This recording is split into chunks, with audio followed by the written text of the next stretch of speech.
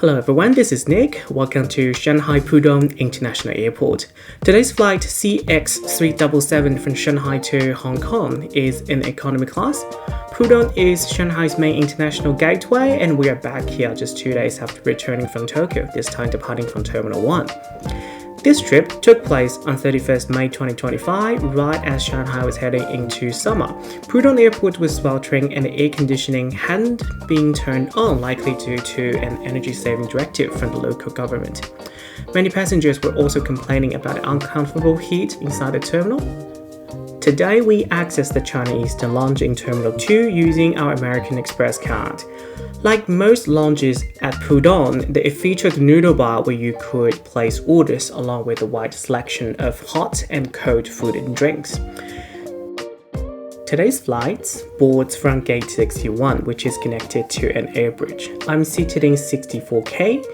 Originally, we were scheduled to fly on an Airbus A350, but due to a last-minute technical issue, the aircraft was swapped for an A350. This one has a 333 configuration and features the latest in-flight entertainment system. The flight departed on time, with a taxi around 15 minutes. Interestingly, CX377 was allowed to skip the queue and take off ahead of Shanghai Airlines 737 and the China Southern A330 behind it.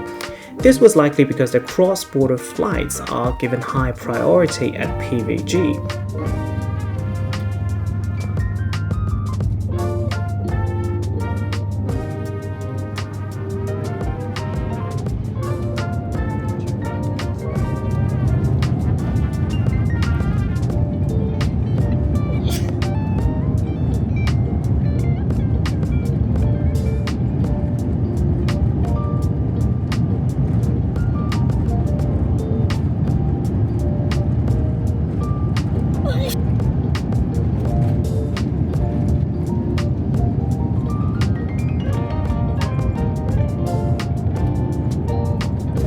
There were no individual air vents on this A350, but the cabin was well maintained and in excellent condition. Takeoff was incredibly smooth and barely felt any turbulence throughout the flight on this wide-body jet. The personal in-flight entertainment screen gives you access to the cockpit and belly cameras along with real-time altitude and heading data. Oddly enough, there doesn't seem to be an airspeed indicator anywhere on the interface. Let's take a quick look at the lavatory. It's clean and spacious enough, so no complaints there. If you've flown the PVG to HKG routes before, you might have noticed the flight path follows the Chinese coastline rather than taking a direct route. This detour adds time and increases fuel burn. The reason?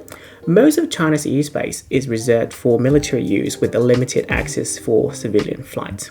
The flight took 2 hours and 45 minutes with a smooth landing at Hong Kong International Airport.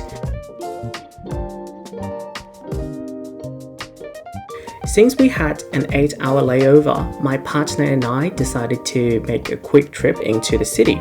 The fastest way in is via the airport express train. Just a heads up, you can buy tickets in advance through major travel platforms online. We didn't know that and ended up wasting 10 minutes in line. The ride from the airport to Hong Kong station takes about 25 minutes, and the station is located directly beneath the IFC Mall. If you've got a few hours to kill but don't want to be stuck at this airport, it's a great spot to hang out. You don't even have to leave the station.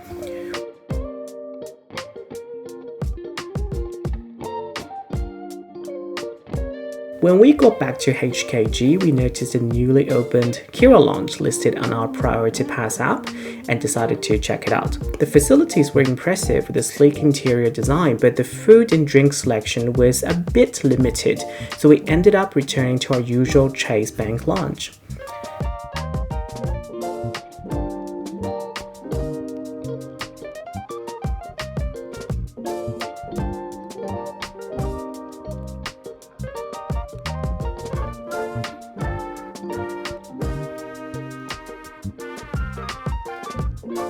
That wraps up this short trip report. Until next time, let's take off soon.